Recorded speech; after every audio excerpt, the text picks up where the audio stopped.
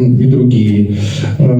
Здесь нужно прочитать тоже фразу, как бы жучки проели.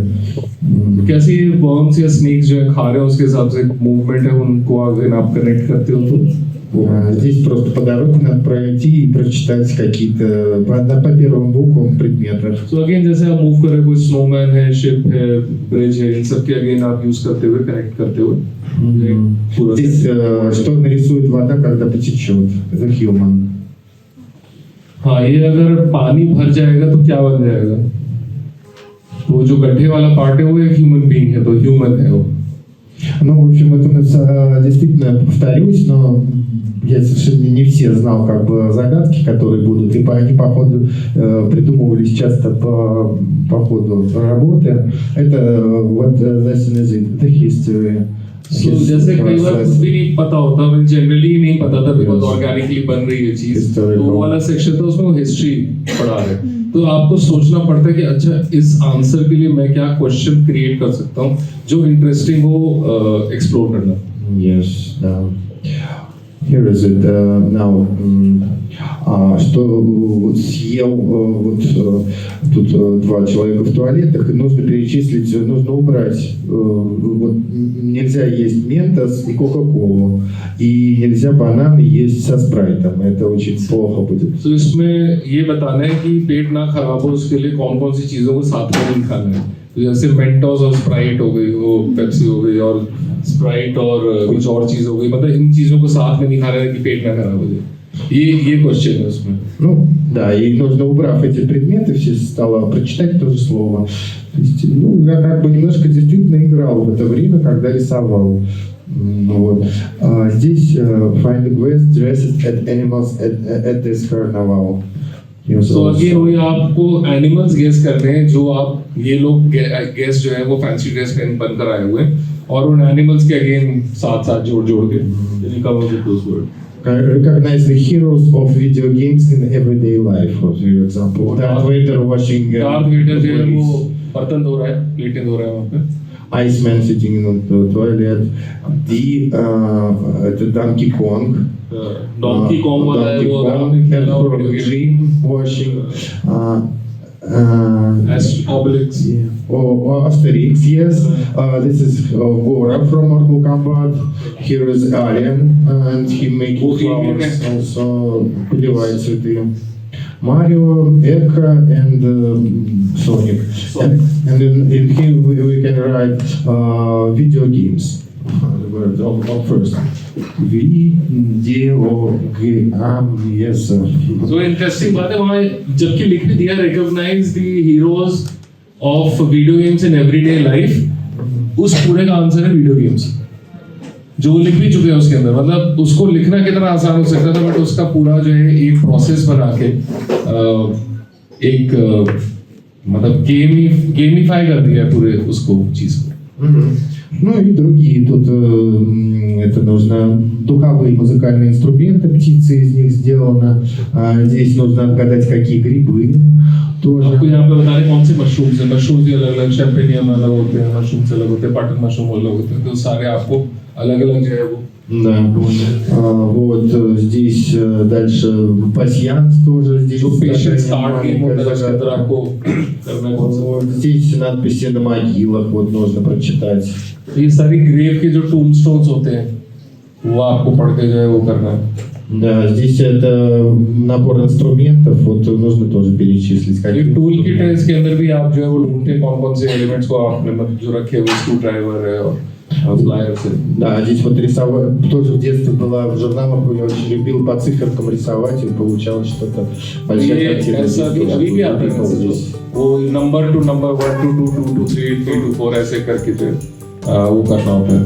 Фактически я как бы немножечко окунулся в воспоминания своего детства, сделал просто большую страницу собирательную из всего того, что в детстве меня очень привлекало, я очень любил вот эти все загадки. Basically उन्होंने अपनी जो बचपन की सारी यादें थी जिनको इनको मन था वापस याद करने का एक पेपर पकड़ा पड़ा सा और उसके छोटे छोटे सेक्शंस के अंदर वो सारी चीजें कोशिश करी डालने की जो उन्होंने कभी खेली है या उनकी लाइफ के अंदर या बचपन के अंदर उनका रेलेवेंस है. Да. Вот, ну и дальше там какие виды спорта. Здесь последняя А равняется 1, Б равняется 2, это рулет. तो ये वो है A is equal to 1, B is equal to 2, C is equal to 3, तो आप कोड corresponding बनाते हैं. Ну да, и надо сказать, что в центре, когда мы прочитали фразу, что про параллель, что ученый физик создал первую атомную бомбу и сделал как бы жвачку, такую прилипшую к пятке жвачку. И вот как бы моя задача была, когда мой вот как бы картина, рамка такая арабеска орнаментальная, но игра. Она немножечко, когда ты разгадаешь ее, ты поймешь, что нарисовано в центре. Я хотел нарисовать прилипшую к пятке жвачку, атомную бомбу взрыв. तो बेसिकली जब आप ये पूरी लैबिरिंथ और सब कुछ को देखते हैं और उसका डिसाइफर करते हैं, पूरा निकल आता है और उसका मीनिंग का जब आप समझते हैं, तब आपको ये पता चलता है कि जो सेंट्रल फिगर बनी हुई उसके अंदर जो ये मोमेंट है, जब आपके हील पे जो है वो चिंगम चिपक गई है, ये वो एटम बॉम्ब के फटने का रेलेवेंस है, कहीं से उसको सिग्निफाई करा जा रहा है इन दोनों. Ну и так же, как я говорил, всегда у меня сливается все немножечко в одном. Это как бы портрет, натюрморт, пейзаж. А в данном случае еще можно было увидеть в этом потом тоже. Я смог это сделать. Некий профиль, где здесь что-то должно появляться глазом, и как бы эта жвачка на глаза, в общем, она символично немножко проливает, немножко показывает действительность, как очень многие действительно заходишь в метро, и все в телефоны смотрят, залипают. Жвачка на глаза такая тоже была. हाँ, तो ये मतलब जैसे ये पोर्ट्रेट की तरह है और वो पूरा ओवरऑल जो है लैंडस्केप की फॉर्मेट है और हर ऑब्जेक्ट जो है वो स्टिल लाइफ को रिप्रेजेंटेशन है. तो साथ ही साथ में ये भी है कि जैसे नॉर्मल कॉमन लाइफ के अंदर भी लोग जो हैं वो मेट्रो में घुसते हैं तो सबके सब मोबाइल पे चिपके होते हैं. तो जैसे इंसान की आंख और मोबाइल चिंगम से चिपकी पड़ी है, मतलब it's like we stuck with it. Ну что, наверное, может быть, может, может вопрос? Ну да, может быть, maybe you have Maybe you some have some questions. questions और इनकी टेक्निक पे या जो इनकी कैसे ये बिल्डअप करते हैं इन सब के ऊपर आपका कोई सवाल वगैरह हो या कोई कमेंट हो, we can share one mic. Yeah. है ना? कोई भी any question? I think पहले हमें एक बार जोरदार तालियां बजानी चाहिए.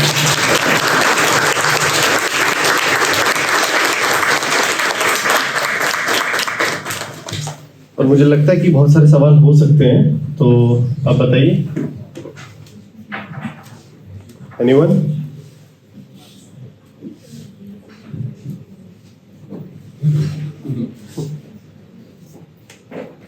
I think they are thrilled.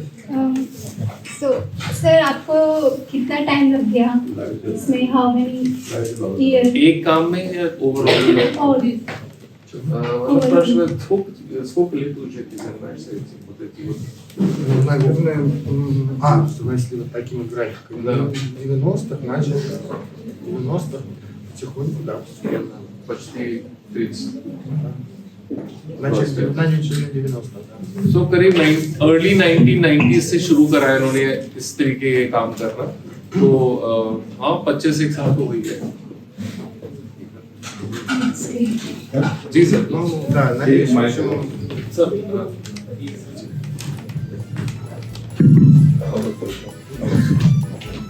तो एक बार जोरदार तालियां. मैं अपने खबरों के आप स्टडी मौजूद ले लीजिए. मैं जिंदगी में पहले कलाकार के लिए ये डिमांड कर रहा हूँ, क्योंकि जब मैंने इनका पहला काम देखा था तब से मैं इनका दीवाना हो गया. प्लीज बैठिए आप लोग. आप लोग समझ लीजिए बहुत ही भाग्यशाली लोग हैं जो इस कलाकार से रूबरू हो रहे हैं. जब अक्षत ने मेरे को इनवाइट भेजा था तो मैं बड़ा कैजुअली चला गया था कि कहीं और से घूमता घामता कहीं पहुंच गया था. शाम तक हम लोग, मैं और मेरे फ्रेंड जो है पहुंच गए थे. तो जब मैं इनकी गैलरी अर्बन फ्रेंच ओखला में है नीचे घुसा और पहला आर्ट वर्क देखा मैंने. जैसे इनमें से कोई लगा लीजिए, ये तो पोस्टर पे था. एक आर्ट वर्क मैंने देखा. मैं ऐसे करके आर्टवर्क के सामने मैंने सरेंडर कर दिया। अब सोचिए मैं 35 ईयर से हूं, 12 साल के मैंने फाइन आर्ट के कोर्सेज किए, 10,000 से ज्यादा स्टूडेंट्स पढ़ा दिए, दुनिया जहान की कंट्री सारी घूम लिए। उसके बावजूद यदि मेरे मन में ये भाव पैदा हुआ तो सोचिए अगली पेंटिंग के बाद क्या हुआ होगा, उसके अगली पेंटिंग के बाद क्या हुआ होगा। तो मैंने सोचा कि क्यों ना मैं अक्षत की गैलरी के बाहर एक फावड़ा बेचने का काम शुरू कर लूं ताकि लोग अपनी कब्र खुद खोद पाए, क्योंकि इस शो के बाद उनको और जीने का हक है नहीं। उस इल्यूजन से, उस वहम से आपको निकल जाना पड़ेगा कि आप कलाकार हैं। मैंने तो अपना कलाकार वहीं दफना दिया। मैंने कहा मैं तो कलाकार नहीं हूं। अगर ये पेंटिंग किसी इंसान ने बनाई है, एलियंस ने नहीं बनाई है, और वो भी एक ही जन्म में बनाई है, तो फिर मैं तो कलाकार नहीं कहला सकता। उसके सामने वो अगर कलाकार है तो मैं उसका के भी नहीं हूं। मैं पहले अक्षत का धन्यवाद देना चाहता हूं, एक बार 2000 साल के अक्षत के लिए, कि जिस व्यक्ति के एफर्ट से, जिस व्यक्ति के इतना ज्यादा जो इसके कनेक्शंस हैं और जो इसका रशिया के साथ इतना पुराना रिलेशन है, 10 साल ये रशिया से ऑफिशियली बीटेक एमटेक करके आए हैं और हिंदी, इंग्लिश और रशियन बिल्कुल फ्लुएंटली बोलते हैं। तो उसकी वजह से मैं समझता हूं कि हम इस हीरे जैसे कलाकार को हम मिल पाए। एक बार बता देता हूँ कि हम क्या बोल रहे हैं उनके बारे में, छोटा सेंटेंस कि आपके बारे में बोल रहे हैं क्या। Зашел в галерею и увидел первую работу. Он, несмотря на то, что уже почти 40 лет он занимается этим, и 10 тысяч студентов у него прошло, все равно он был удивлен. И он считает, что это уже все сделано, ему как художнику ничего больше делать не надо. Но он, к тому же он был очень благодарен мне, что я по своему контакту пришел. Спасибо. Ну, может быть, ты переведешь? आप एक पेंटिंग सच मायने में अपने आप से दिल पे अपने हाथ रख के बोलिए, एक पेंटिंग सिर्फ यही वाली जो चल रही है, चलो है ना। वैसे तो मैंने दूसरी भी देखी है। ये पेंटिंग जो चल रही है इसको आपने बनाना है। छोड़ो, पहले तो एक काम है कि सिर्फ सोच के बताना है मन में कि ऐसे कॉन्सेप्ट होगा, ऐसे ये चीजें यहाँ होंगी। सिर्फ सोच भी लोगे ना, कितने दिन में सोच लोगे? चलो बता दो, तो महीने भर में सोच भी नहीं पाओगे, 6 महीने लग जाएंगे सोचने में अभी, क्योंकि उसके लिए जिंदगी का अनुभव भी तो चाहिए। बहुत सारी किताबें भी तो पढ़नी पड़ेंगी, बहुत सारे लिटरेचर पढ़ना पड़ेगा, बहुत सारी जगहों को जानना पड़ेगा। कि आपका इंटरेस्ट होगा हिस्ट्री में, आप लोगों की चिंता करेंगे, आपको सोशल साइंस की नॉलेज होगी, उसके बाद आप सोच पाओगे। इतना खुला दिमाग, इतनी क्रिएटिविटी आपके दिमाग में होगी। और हर जगह चैलेंज दिया आर्टिस्ट ने, अपने आप को हर जगह चैलेंज दिया एक ही पेंटिंग के अंदर। तो उसके बाद फिर उसको ड्रॉ करोगे। चलो उसकी स्टिपलिंग तो बाद में कर लेंगे, किसी और से आउटसोर्स चाइना से करवा लेंगे हम लोग, कोई बात नहीं। आपको ड्रॉ करना है, फिर एक साल और लग जाएगा आपका, ठीक है। और ये व्यक्ति का जो बॉडी ऑफ वर्क है इतना सारा है, इतने सारे काम करके लेके आए हैं। मैं समझ रहा हूँ कि कैसे ये इन्होंने एक जन्म में कर लिया। तो मेरे को लगता है कि ये व्यक्ति एक बहुत ही एक आईना है कि एक्चुअली डेडिकेशन होती क्या है, एक्चुअली समर्पण क्या होता है, कैसे लाइफ का सेक्रीफाइस करते हैं, तब जाके ये चीजें अचीव करते हैं। वो आपको इमोशनल एंगल तो बताया ही नहीं जा रहा कि एक व्यक्ति ने कितना सेक्रीफाइस किया होगा, कितना वक्त दिया होगा, कितना समय अपनी जिंदगी से निकाल कर यहाँ इन्वेस्ट किया होगा, और सिर्फ किस लिए? सिर्फ आर्ट क्रिएट करने के लिए। ऐसा नहीं है कि हमारे इंडिया में कोई लालच हो कि उनको पद्मश्री, पद्म भूषण या कोई अवार्ड मिल जाएगा या कुछ ऐसा हो जाएगा, या इंस्टाग्राम पे फॉलोअर बढ़ जाएंगे। जिस तरह से आप देख ही रहे इंस्टाग्राम पर रील कैसे बनती है, लोग क्या क्या करने के लिए तैयार है उस पर कि किसी तरह लाइक बढ़ जाए, क्या फॉलोअर बढ़ जाए, है ना। कितना फर्क है इनकी जिंदगी में और हमारी जिंदगी में।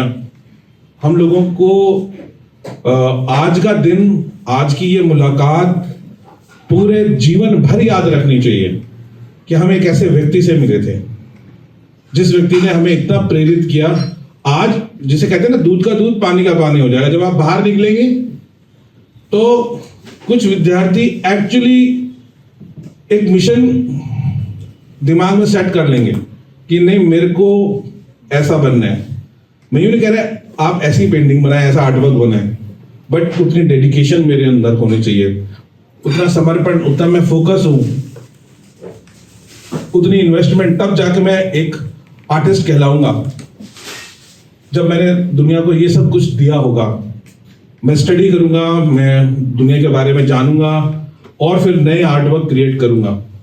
और ऐसे आधे लोग या 10% लोग या 5%, ये तुम ही डिसाइड करोगे, तुम्हारी सोल डिसाइड करेगी कि तुम क्या करने आए हो धरती पे। एक ही जीवन है।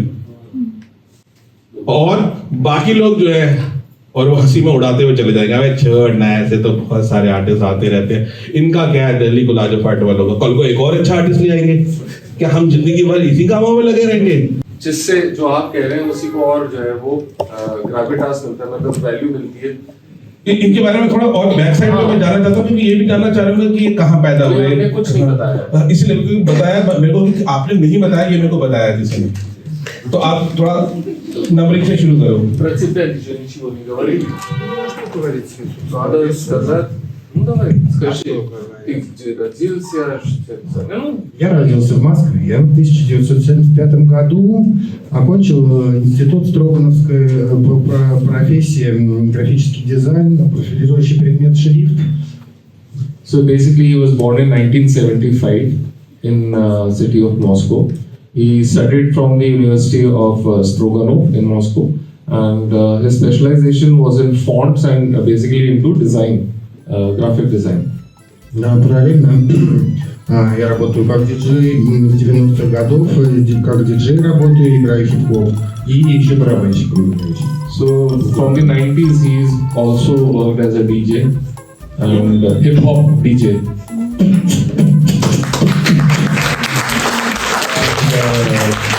And he's also a drummer. He's played. So I was just talking to him and I asked him about a couple of bands that I remember from that time, and he told me that he was playing drums for them. Да, ну, अगर पहले पता होता तो हम अपना drum लेके आ जाते हैं। ну, Он тоже барабан. А, да? да. Просто если бы он знал об этом, он бы привез. Ну, я хотел в конце поблагодарить, наверное, за то, что проявленный интерес к моим картинам и к моей скромной персоне. Я очень волновался, но я очень надеюсь, что вам было все-таки чуть-чуть интересно. Я очень постарался про ребусы, как-то вот про их историю. Конечно же, у меня все совершенно не уместилось в моих, то, что мне хотелось поделиться. Я очень хотел рассказать там свои какие-то впечатления про граффити, как бы очень глубокий вид искусства.